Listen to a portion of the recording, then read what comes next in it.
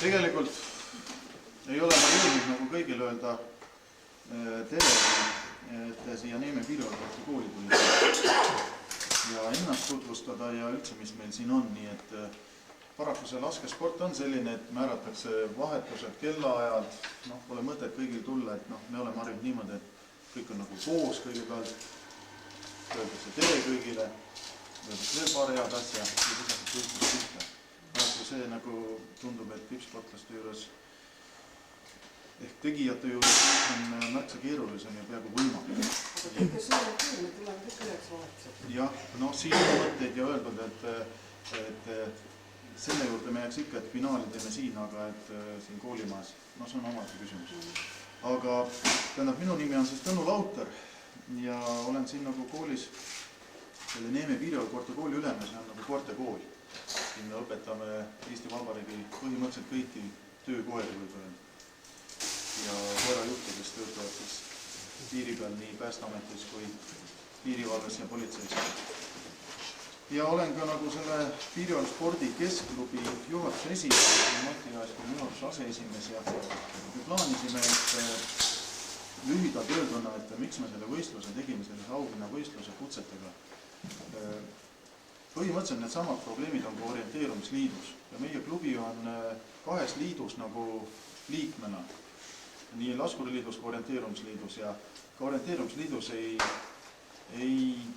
tehta nagu ütleme siis tippsportlastest, kes nagu tulemuste peal on väljas ja nad nagu ise peavad maadlema ja tegema ja nende töökogu väärtusega võrdlemisi vähe. Võrreldes sellega, et tohutu rõhk pannakse noortele. Ja ega see projekt palju ei lähe mööda ka laskuriteks. Ja siis me mõtlesime, et neid laskevõistlus on päris piisavalt palju, et natukenegi tunnustada ja väärtustada meie Eesti parimaid. Sellepärast on meil ka sellised kopsakamad auhinnad. Kahtlemata, nagu näete, meie missioon ei teeni siin klubile raha teenimist, vaid just nagu teie tunnustamist. Enda miinuseks pean ütlema, et esimene aasta läks nii, nagu ta läks nüüd ja me teavitame sellest võistlusest spordilehes olevatega ja siin omal lehtedes ja piirivalvees. Aga edaspidi tulevikus kindlasti me paneme selle võistlust natuke suurema kellaga ja kangesti tahaks loota, et meeste rekord, see 11 aastat püsib juba, et see saaks ületatud ja mõni mees ka ütles täna nelja silma all, et tõenäoliselt järgmine aasta see ületatakse. Väga meeldiv ja tõenäoliselt meie klubi teeb kõik selleks, et leida toetajaid, sponsoreid, et rekord on veel hoolasem, magakam ja kopsakam jõududele treenimiseks. Me üritame nagu teie tegemisi nagu väärtustada kõrgemal tasemel, kui seda reeglina tehakse teistel võistlustel. Ja nagu näete, oleme siia ehitanud ka väikese tiiru ja põhimõtteliselt see ei ole tegelikult, aasta on nüüd vana, kui avasime. Ja enne teie võistlust just lõppes meie klubi lühikene esimene selline proovivõistlus. Me tahtsime vaadata, kuidas siin üldse on võimalik lasta valgustada. Kõik nii, päris palju vigu oled teada saanud, et liiga tume kliima, betooni tuleks natuke lihvida, krobelisus. Ma usun, et need vead me kõik siin parandame ja me paneme selle laskespordielu siin külas ka käima. Me üritame nagu toeks olla laskespordi.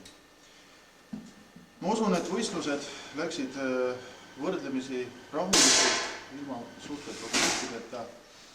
Oli siin väikene määruste rikkumine, kuid eks ta oluliselt finaalvõistlust ei mõjuta.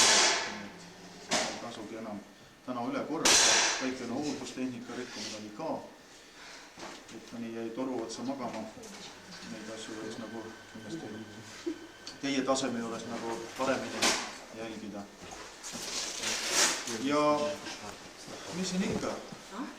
Mul oli väga meeldiv, et teie nägite, et on olemas Neeme selline koht. Kangest tahaks loota ja siin öeldi ka välja, et suvel võiks siin olla. Siis minugi pärast, sest ma usun, üks suurepärane võimalus on ka siin tegelikult teatud mõttes sellist lühi etappi või kursust ükskõik meeskonnale teha. miks mitte, kui seda tehakse Paias, mujal, Võrus, Põlvas, võib ka siin kunagi teha. Siin on nagu elamine, söömine võrdlemisi tasuta, nii aegu võib öelda, väga odav hinnaga. Ja saab ka lasta, nii et kui see teretulnud enam soovi tahvast. Nii, ja nüüd ma asuksin siis tänase päeva kõige olulisema sündmuse juurde, võitjate autasustamisele. Ja Mati Jaasti loeb siis tulemused ette ja alustame siis meestest 60 kasvu.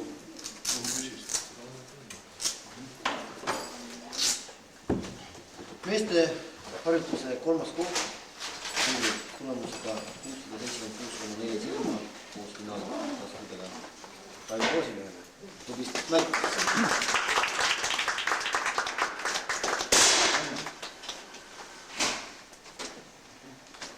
Teine koht Narva klubi laskurile Andrei Mihhailov. Tulemusega 676,4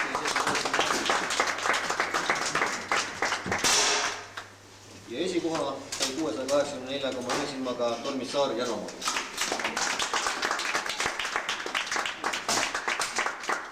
Esikohale ka selline uus Piirivalve 2004 kalender, siis et siin on näha, et Piirivalve siis toetab teid.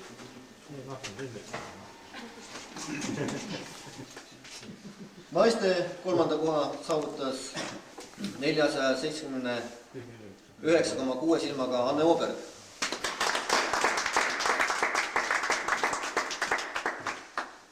Teine koht läheb Narva klubi laskurile Maria Kasatup. Vabandan, Liis Koger Järvamaal 482 silma.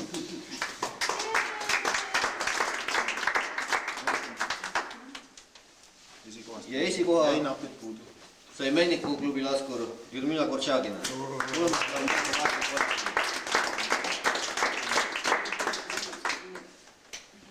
Nii, ja sellega on siis meie... Ei ole veel lõppenud. Aha. Tähendab, isiklikult minu ametlik osa on lõppenud, aga jah, palun... Sõna võtta. Lugupeetud klubi ülev, tänu. Mul on hea meel, et see asi sai siin toimima. Tähendab, need mõned tunnid või mõned päevad, mis võib-olla üle Paidis on veedetud vana Airuse juures. Nüüd ma näen, et ei ole läinud siis ametlik tühja.